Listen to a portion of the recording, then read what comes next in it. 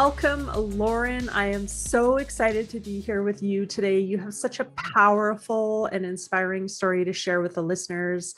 And I'll read a little bit of your bio so that they know who you are. You are an award-winning transformational coach and founder and CEO of Soul Savvy. And truly, your passion is assisting individuals to build their dreams, accelerate their results, and create richer and more fulfilling lives. And Lauren has spent over a decade as an educator and a coach, and started her career in the California public schools, first as a teacher and then as a coach, helping teachers to deliver the best possible instruction. Her ability to break down everything spiritual and success concepts into bite-sized pieces is truly what makes her a standout in her field. And through her coaching and speaking, Lauren has inspired thousands of people to live a life that they love. And I personally know Lauren, and she's the real deal and has such a powerful story of truly becoming the heroine of her own life.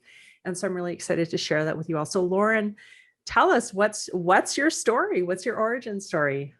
Yeah, well, thank you, first of all, so much for having me, Kathrine. Such an honor and a pleasure to be here. Super humbled and grateful that you're having me on your show.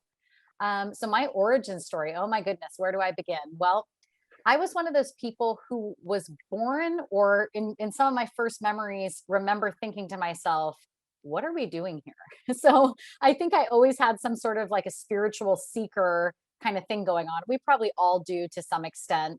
Um, but I really did think like, wow, life is weird. And what are we here for? And all those things. And I did feel like I was here for a purpose to some extent. And yet I never allowed myself to really lean into that, like to really go, oh, you can live here for a purpose, and then somehow discover what that was. That was not my experience. And Mm, when you ask about my origin story, do you want to hear about what led me to what I'm doing now, or all of it. all of it? Just give you all the Peel details. back the layers. Peel back the Yeah. layers. Yeah. So here's the deal. I had always had, this is like a deep down secret thing that I didn't share with a lot of people, but I'd watch like television and I'd see, for example, like Law and Order, and there'd be a courtroom prosecutor and she would be, arguing her case. And I'd think, oh, that looks really fun. I want to do that. Or I'd see a politician giving a speech at a podium and go, oh, that looks really fun.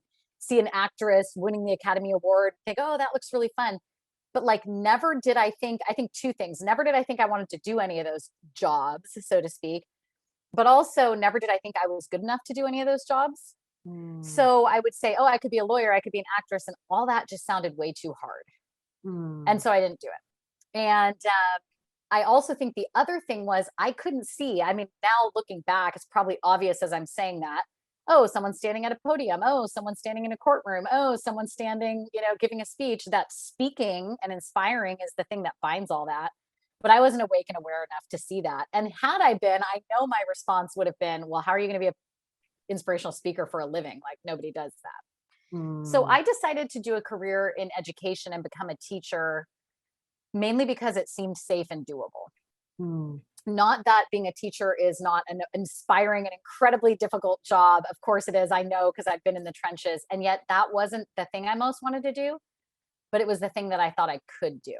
mm, So that was my career pathway. And then I had this other part of my life, which was this area of, being a human that interacts with other humans and wanting to fall in love and be loved. And my story all along, I can remember some of my first experiences with not good enough, not worthy, going back to when I was really little. But I, in my life, craved love, it, romantic love, and finding a partner and all of that. But I kept seeming to attract not so nice guys, um, mm. thing relationships that could confirm my not good enough stories or not lovable stories. And so that was sort of my pathway looking back. Of course, like I said, I wasn't awake or aware enough to know I had a story about being unlovable. But now that I look back, I can see like, oh, how interesting that the not good enough did kind of exist in both places. It just had different manifestations, of course. And so that was the origins of it. So I was a good teacher. I taught for many years. I got married. I had a house and dogs and cats and sort of the American dream kind of story. And then one day it was kind of in this story, really, it was a one day. Like it was Mm, something, yeah, it was going in my mind, I guess, but I was so shoving down the fact that I was mhm. even longing or doing this, that it really did in some ways seem like one day. I can remember specifically this one day standing in my beautiful master bathroom in my perfect little house. And I was standing in the shower and I was washing my hair and I was thinking to myself, this relationship I've got going on with my husband, uh, I don't think it's right. Mm. And I started thinking too about like the work I was doing and like I'm muting myself. And like I just remember standing in the shower and being like, it's kind of the same thing I thought when I was a little kid waking up on planet Earth in an Earth suit. It was like I'm standing in this shower going, what am I doing here? Just like this, Wow. like just this. Yeah. And in my particular marriage, there was like no affection. And Mm, and of course I attracted this, so it's not his fault, but it was kind of like a Lauren can't do anything right sort of mm. thing he was projecting to me. So I remember standing in the shower and having this wake up call moment, like, you know what? I could walk out this door and probably lots of nice men would love to be with me. So I'm getting kind of sick of this. Mhm. And I'm getting kind of sick of teaching and I'm just kind of sick of this period. All And of it. all of it, like just All of fix it. it. Yeah. Yeah. And so that was kind of where I was in my life before. I won't cuss on your podcast, but before stuff Oh, hit the fan. Oh, is this bring an it. open? Yeah. Okay. Yeah, Okay, good. absolutely. So yeah, so this is kind of the moment before the shit hit the fan. That was Mm. the awakening, and then shit hit the fan. And so I'm curious, did you, and I'm so relating to so much of what you're sharing, right? The not good enough, the feeling like, oh, like I would maybe love this. There's this like tiny little bit of longing that emerges. And then pretty quickly, oh, well, you can't do that. Who do you think you are? And I think so many of us have those voices. And so those, certainly when I talk to people, for some people, there's like this one moment. And then for some people, when they look back, it's like, oh, there was a moment there. There was a moment there. There was a moment there. There were actually moments Mhm. along the way where we kind of like started to wake up and then we went back to sleep. Oh yeah. And so in the shower that day, did you stay awake or did you go back to sleep? I think in the shower that day, that was the first time I stayed awake, which is why I think it was such a big moment, because I had had all sorts of moments leading up to that all throughout my life, of little things bubbling up and longings and signs that this relationship wasn't good, but I always shoved them down. Hmm. So I think, and this is such a brilliant question, Kathrine, and I've never thought of it this way, so thank you. But I think that shower day was the first time that I actually stayed awake after that. Wow. I'm And getting chills. I do too. I'm I'm getting head to chills. toe. Yeah. Yeah. I think that was the day I stayed awake because there was a line in the sand. And I know it sounds Mm. funny. I'll tell, okay, this is a we can cuss podcast, and this is a Yeah. open, like, let's just Yeah. bare our souls. So the thing that I was really thinking in the shower, and I alluded to it a little bit, but my husband wasn't affectionate with me, never wanted to be intimate, anything like that. And so I'm Mm. sitting here like, what is wrong with me? Like it was like I had the plague, like just stay as far away from me as possible.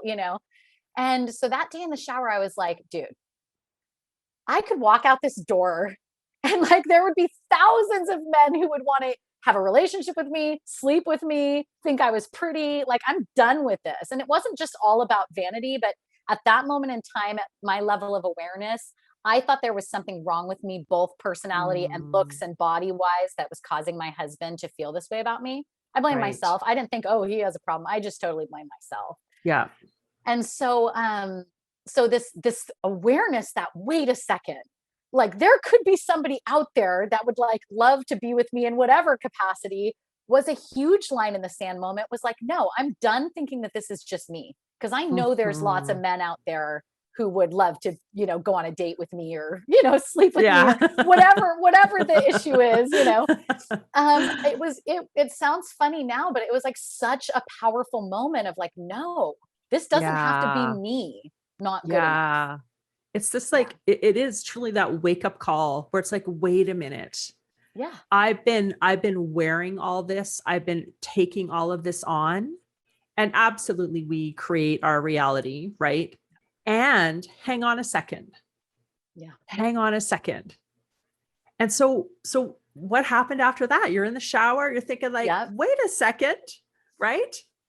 So that what was happened in, next? yeah, so that was in July or August of 2017. I don't remember exactly, but since I was a teacher, I remember being off for summer and, Right. all that Yeah. stuff.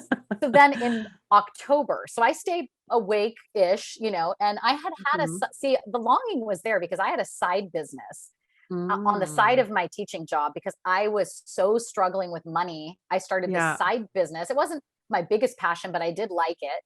And I was just stuck. Like I think I was doing about 4,000 a month in sales, and it was a Mhm. commission-based business. So that would be about 400 or $500 paycheck. Not As even a a student teacher, loan payment. no, it was like as a teacher, that felt big because I was only making like Yeah. 3 grand a month, but Yeah. it wasn't really doing anything, knocking away my student loan debt or my credit card debt or anything like that. And I just found myself stuck at $500 a month, stuck in this Mm. relationship, but awake enough to have, started the business, drawn the line in the sand. So a friend of mine Mhm. gave me a copy of a John Azaroff book, and it was called Mm. The Answer. Okay. And it was like the business version of The Secret, I guess, is how I would describe it. And in this book, he's like, if you have a dream, and it was only like one page of the book, but it stood out to me like neon. It wasn't a book about affirmations, but this page about affirmations stuck out to me. And he said, if you can just affirm the life you dream of in the I am, your subconscious Mm. mind will believe you, and your behavior and your decisions will follow. Well, that just seemed like so good to be true. I'm like, I can say affirmations. I'm down, like this I can got work. this. I could do that. Doesn't sound too complicated, doesn't sound too risky. So I'm in. And so I started to say affirmations, and my affirmations went like this. I wake up every day with passion and purpose. The Mm. second one was I easily generate $20,000 a month in income. So you can see I just went like, let's just 5 times what I'm making right now. And then the third one was I help, this is so interesting. I help other women as they build their dreams. And because this small business was a network marketing company, I was thinking I could help other people build the business. Mm. And the significance of those affirmations is mind blowing later down the road when you can see it looking back. Right. But the affirmations I made about love were my husband and I grow deeper in love every day. We're affectionate with one Mm. another. We build dreams together. Mm. So those were my affirmations. And so when I say that I stayed awake after the shower, I started saying those affirmations in early October 2017. Mhm. And I said them every day, twice a day, committed. Like I had a long commute to work. So I would say them on the drive to work, I'd say them on the way back from work. And I was 100% committed to changing my life, but I didn't have attachment to like how soon it was going to happen or what I was even going to do. It was Mm. just, I'm saying these affirmations, I'm done with the old stuff. So were there moments in that process? So I love that. Love John Assaraf's work. Love, love, love that. Were there moments in that process where you're like, I'm saying this affirmation and there's like a big part of me that's kind of thinking like, this is hooey. Actually there wasn't, because I think I was just so committed to this idea like I could Mm. say this affirmation and everything could change. So I didn't have a lot of hesitation around the process, and I think that's why it worked so well, is that I was not committed to a timeline.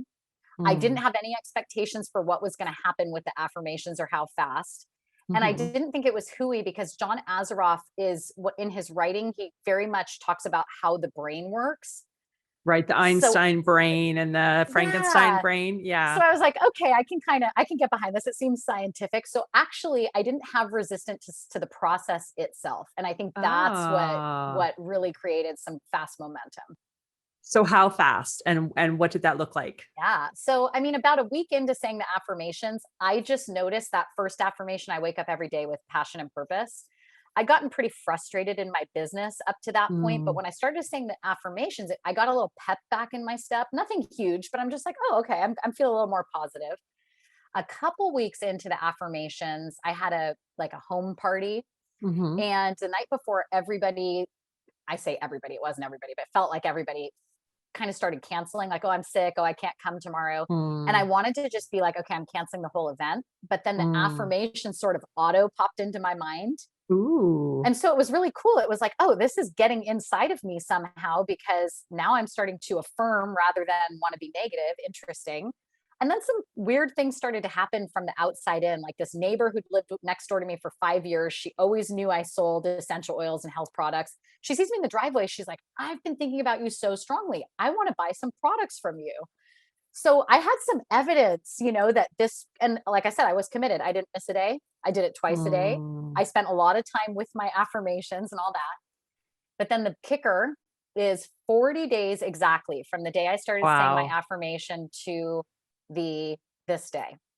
And 40 days, for anybody listening to this who doesn't feel or understand the significance of 40 days, in the Bible and in many ancient texts beyond Christianity, 40 days is symbolic of transformation. That there's this incubation period, there's a law of gestation in the universe for transformation to emerge.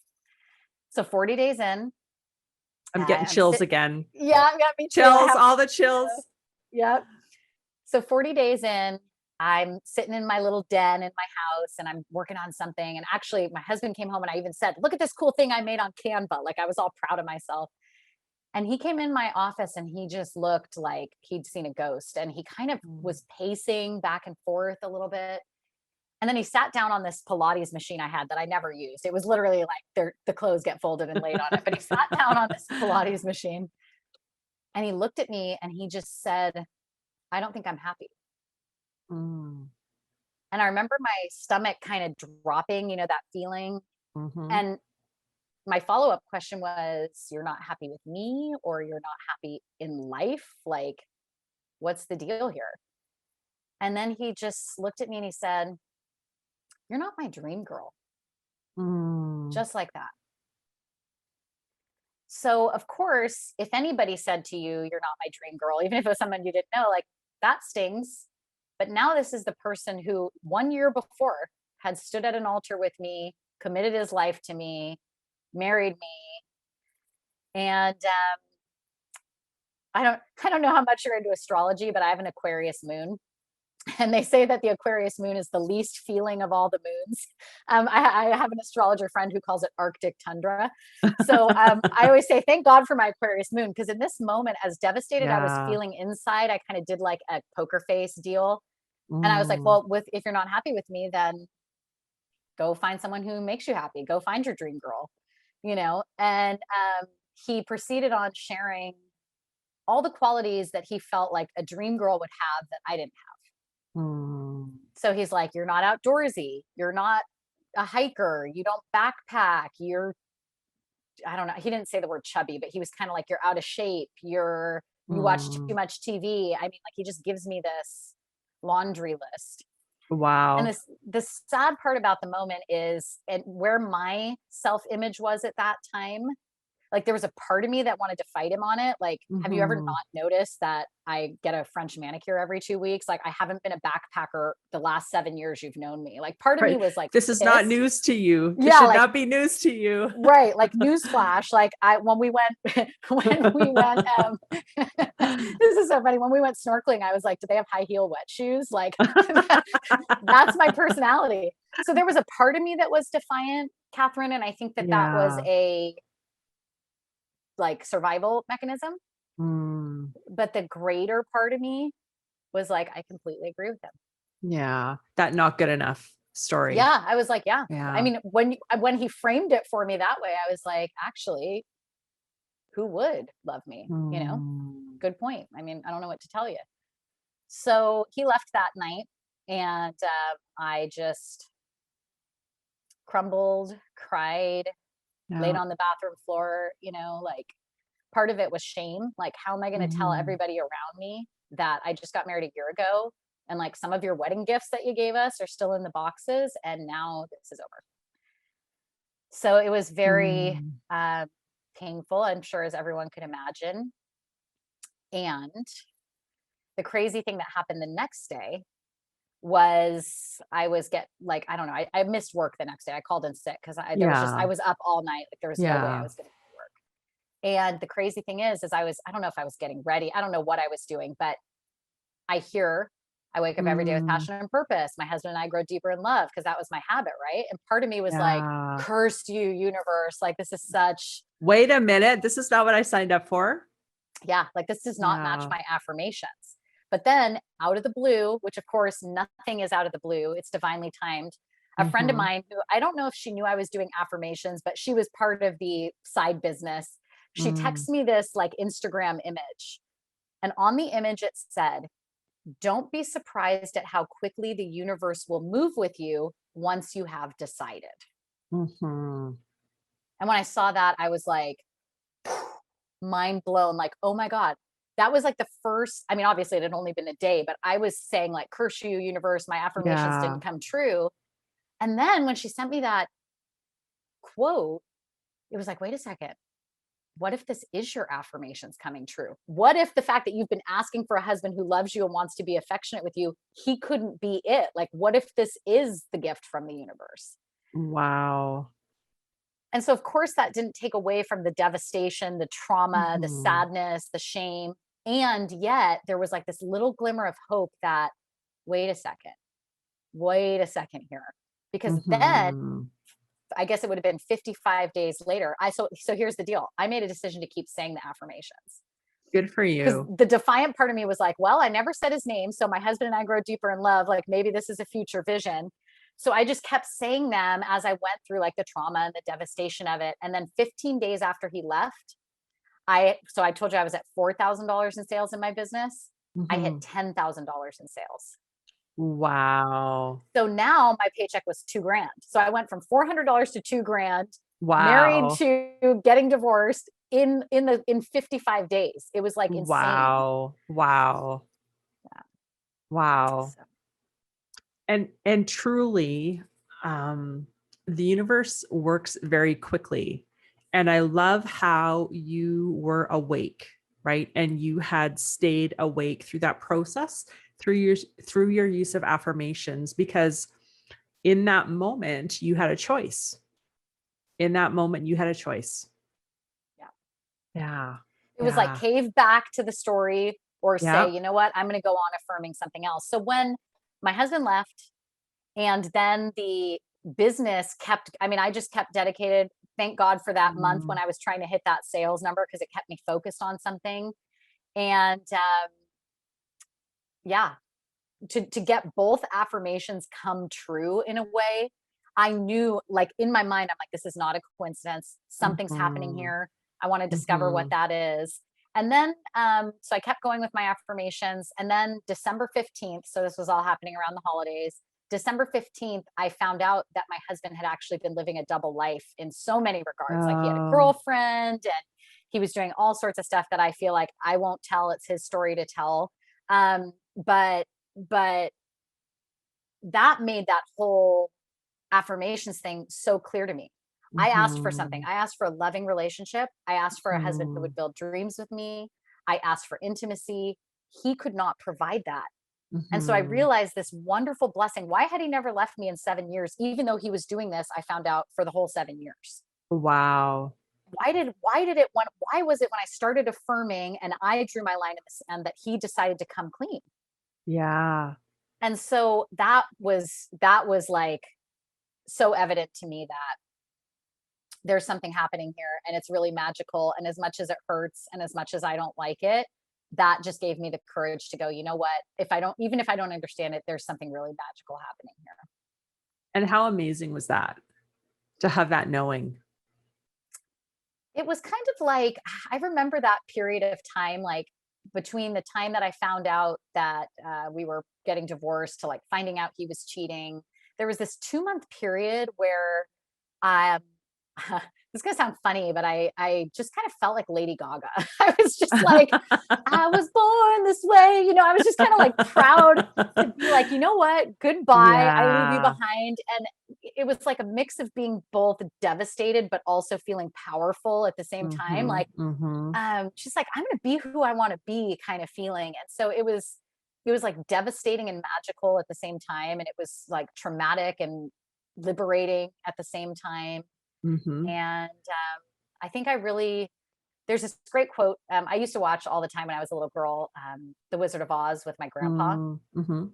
And there's this great quote where it says, if you ever find yourself lost and you find yourself looking further than your own backyard, you know that, I don't know the exact quote, but it's something like you got off track when you went looking further than your own backyard. And I don't Mm, think that Dorothy in this quote was talking about being far away from the physical home. I think she mhm. was talking about being far away from the internal Yeah. home. Yeah. And, Who we and so I truly kept are. Exactly. So I leaned on Mhm. that quote a lot, and I just felt like I was coming back to myself somehow. Mm. Not the self I had ever been in this lifetime, like the soul Yeah. self. Yeah. Yeah. And truly getting to know who that is in this expression, That's right. right? And there's this kind of cathartic burning away process that Mhm. absolutely have been in similar Yep. situations where it is devastating, and there's the grief and the trauma and the challenge of it.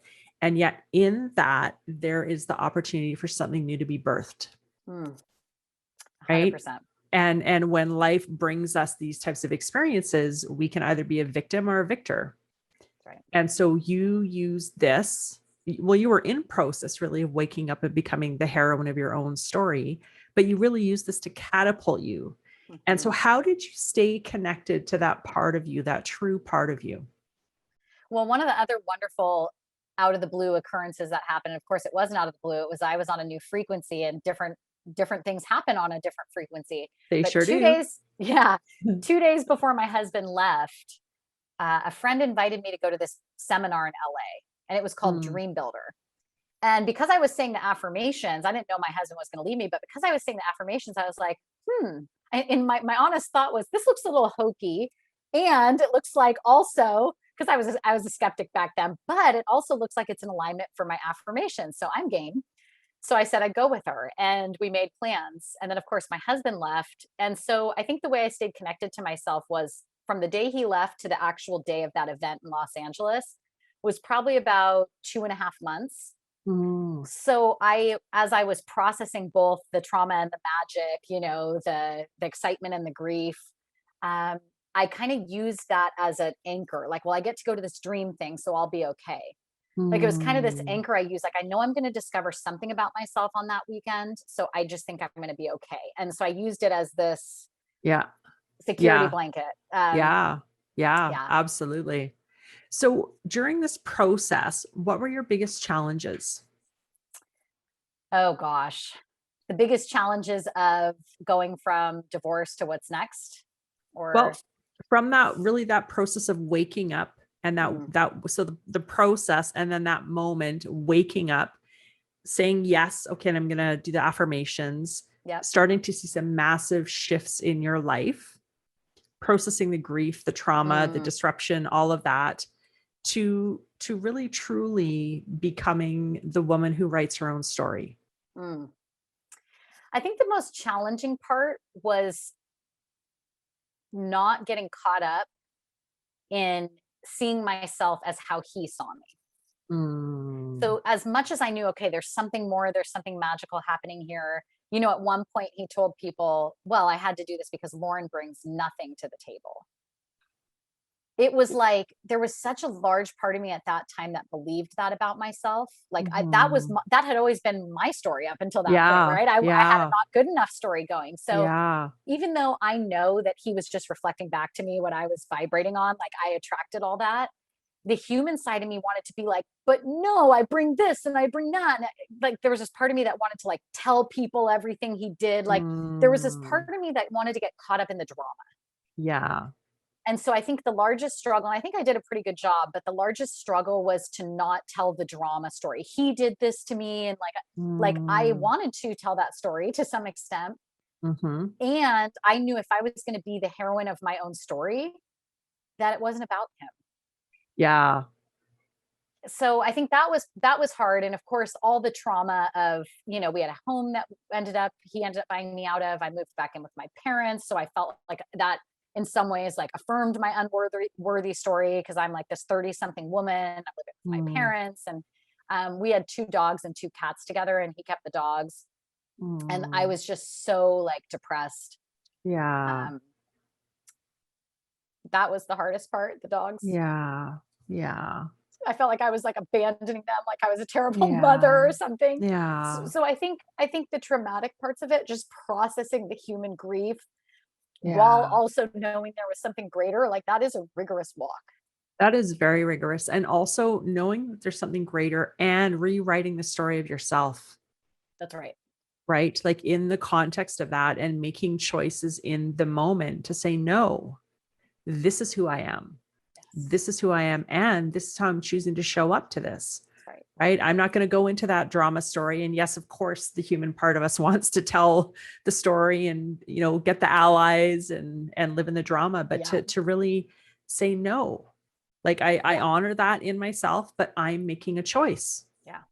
I'm making a choice. And I believe we can all make choices about the story we tell about our life. Yep. Yeah.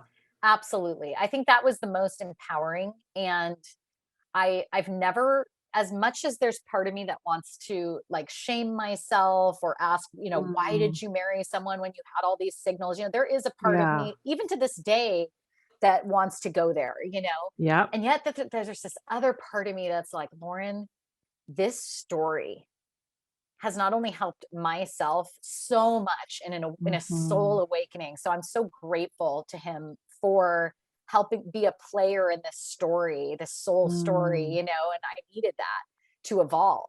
mhm. And, this story has now gone out on to help, I think I can safely say now, tens of thousands of people. And Wow. that was worth it, man. I'd do it Yeah. all again and more, for Yeah.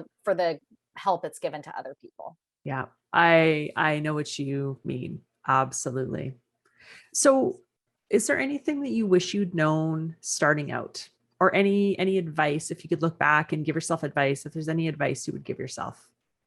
The wish I'd known looking back and like the advice to the former self, I always am challenged a little bit with that question, although I think they're very good questions because not one of us can connect the dots looking Mm, forward, as Steve Jobs said. that's so All of true. us, right? Like all of us So need, true. yeah, are there things I'd wish I'd known? Yeah, I would have like loved to be born knowing I was a spiritual being in a human body, Right? right?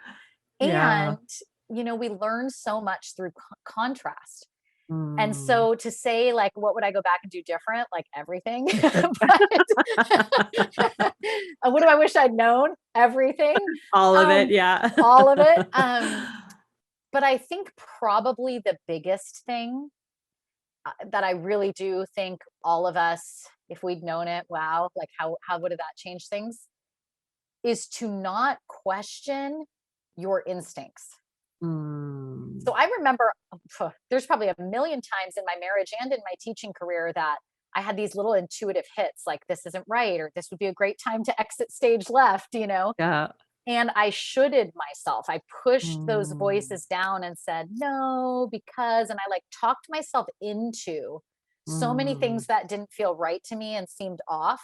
Mhm. And I think that would be the thing that I'm very grateful that in the moment I noticed it and shoved it down because at least I noticed it because now Right? when I hear that First step. voice, Yeah. I'm familiar with it. But I think that's the thing is like if you're getting an instinctual hit and you Mm. have to talk yourself out or into something, that's a telltale sign that you are going against your higher self. So I Mm. say trust your instincts and trust that little voice inside because it's never going to steer you wrong. The voice was always right. And me talking myself into or out of things the voice was guiding me toward never helped. So that would Mm. probably be the one thing if there was a thing. And I'm still learning how to listen to that voice, of course. Like Yeah. I've not reached the pinnacle of life by any means. Like I'm still learning everything.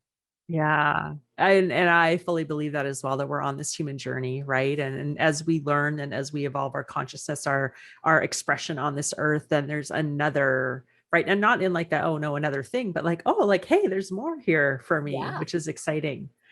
And so did you have guides and mentors along the way? And if Oh so, yeah. what role did they play for you? Because I know that that's a big part of what you do now. Yeah, so I had so many guides and mentors along the way. The primary one was when I went to that event in Los Mm. Angeles a couple months after, the stuff happened.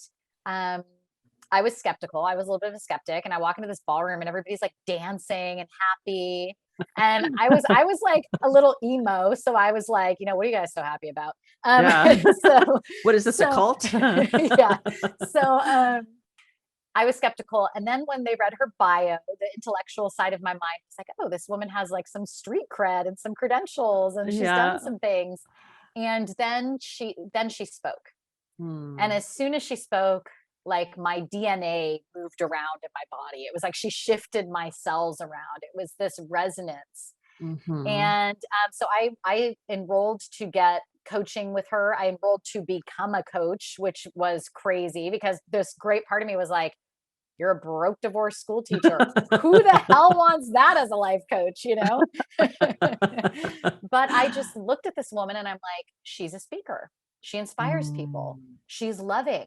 She has great results. This is everything that you have wanted but shoved down.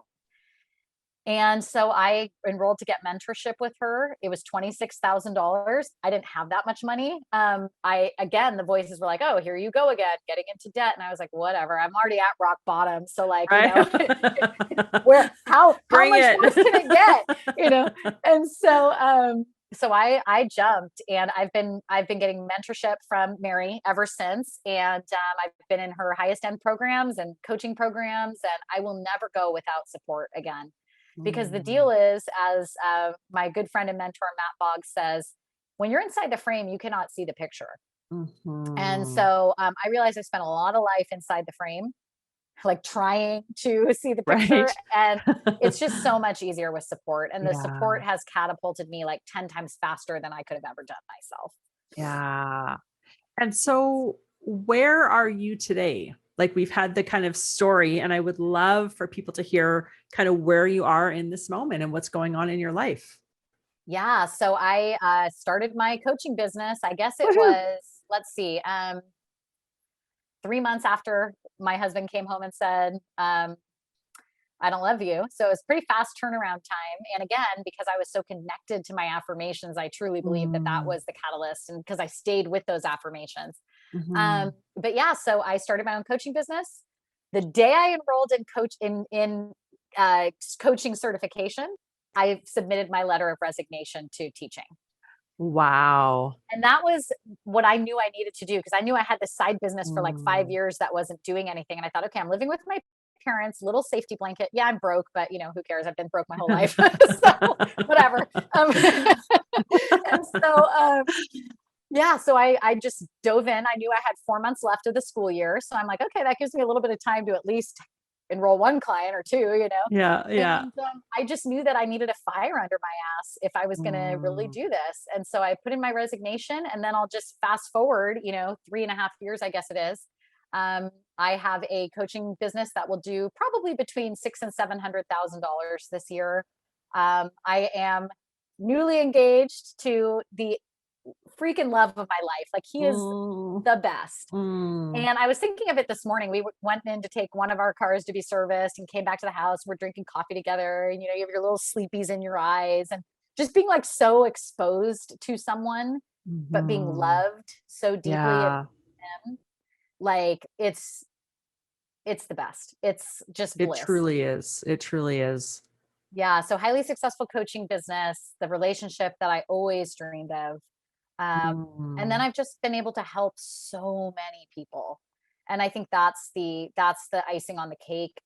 It's wonderful to watch all these cool things emerge in my own life. Oh, I got a new car. Oh, I'm living by the ocean now. Like I don't want to minimize that because it is really special. Yeah. And nothing is like knowing that you have helped to change. You don't change someone's life as a coach. You help to Mhm. change the trajectory of their life. And that has Yeah. been the most impactful, that I've impacted so many people is Yeah. that's the deal. Same. All the feelings. Yeah. All All the the feelings of like, feelings. wow. Yeah. Yeah. Pretty amazing for someone who brings nothing to the table. Yeah. You know, in the beginning, there was this part of me, and I'm glad, you know, there's an emotional spiral that you go up, and Mhm. anger is a higher vibration than despair, believe it or not. Yeah, So true. part of me was like, watch me bring nothing to the table, you know, and that gave me a little like fire. But then pretty quickly I realized, oh my God, this is so much more than proving myself. This is Yeah. like soul stuff. And this is Yeah. people's lives. And this is like the spiral of becoming. This is Mhm. everything. And so it only took me like a month or two to be angry. And then, and then I was like, okay, actually I want to impact people. So Yeah. it was a much Yeah. deeper vision, but I needed that first little boost, I think, because you got to walk Yeah. yourself up the vibrational scale. Yeah, absolutely. Absolutely. And so any, I guess any tips, any suggestions, any guidance for our listeners? And I know that you do have like an amazing freebie for people. So would love to Yeah. hear about that. And then also how they can connect with you and then what your tips and suggestions and advice would be. Yeah. So I think the main bit of advice is I don't know. I wish I could just impart this. I wish I could send like my vibration out around the world so that your listeners could actually feel this. But the truth is, it doesn't matter where you start. Mm-hmm. Your mind is designed, your subconscious mind, the way your brain works, the way neural pathways get created, it's designed to adapt so fast. Mm-hmm. So if you just dedicated yourself to telling a different story from this moment on, your life will change so fast. And I think that sticking with, I mean, obviously, I have so much training now and I've taken so much mentorship, but really it all comes down to how fast are you willing to change the story? And Mm. if you're willing to just be like, that's done, I'm in here now, it's not that it's not rigorous. It's just once you make that commitment to never getting complacent in today's story and always looking at tomorrow's story as where Mm. you're headed, things can move so quickly and so fast. And I really haven't had an affirmation or a vision image that I've held in my mind that hasn't come true up until now. Wow. And so just knowing that no matter where you are today, you bring nothing to the table today, you don't like yourself, you're in the middle of a divorce, you live at home, you're broke, it doesn't Mm-hmm. matter because your brain and your soul mostly wants to express and be dancing Mm-hmm. and singing now. Yeah. So just let it go. Yeah. And I remind I'm speaking to myself now too, because at this level, I still have stories Mm-hmm. and I'm ready for Mm-hmm. my next level story. So I'm ready to Mm-hmm. affirm the next thing, you know? So, what I've created for your listeners is my 30 most favorite affirmations for, in particular, Mm. changing the self image and self confidence. Oh, These are ones amazing. that I use all the time currently. My favorite one, I'll just give a little sneak peek, is I love who I am and I love who I'm becoming. Ooh, Yeah. And so I powerful. use that one every day currently. So the actual website they will go to is soulsavvy.org. So SOULSAVVY.org, soulsavvy.org/power. Because when you Perfect. use these affirmations, you will find your inner Hold on, things are about to power. change. Yeah. Buckle Yeah, up. buckle up. And so for my listeners, all of those will be in the show notes as well. So you can get all of the links to Lauren's amazing download, her website, her Facebook, her Instagram. And Lauren does have phenomenal coaching programs that she supports people through. So if that feels like a fit, I would really, really encourage you to reach out to Lauren. And so any last thoughts, Lauren, before we bring this in for a landing? No, I just want to thank you so much, Kathrine, because you're such a Mm. light in the world. You shine it so brightly, and I've told stories today that I've never told on a Oh. publicly. And so I just want to thank you for being the person that could also evoke that for me. It takes a Mm. special person to just sit back and let it roll. So I want to say thank you for shining your light, giving your listeners everything that you give to them. Oh, thank you. I'm honored. And like you, I believe that this is a sacred calling and truly a gift to support people to really come alive. Absolutely. So yeah. So thank you, everybody. Remember to like, subscribe, do all the podcast things that you're supposed to do. And we'll catch you next time.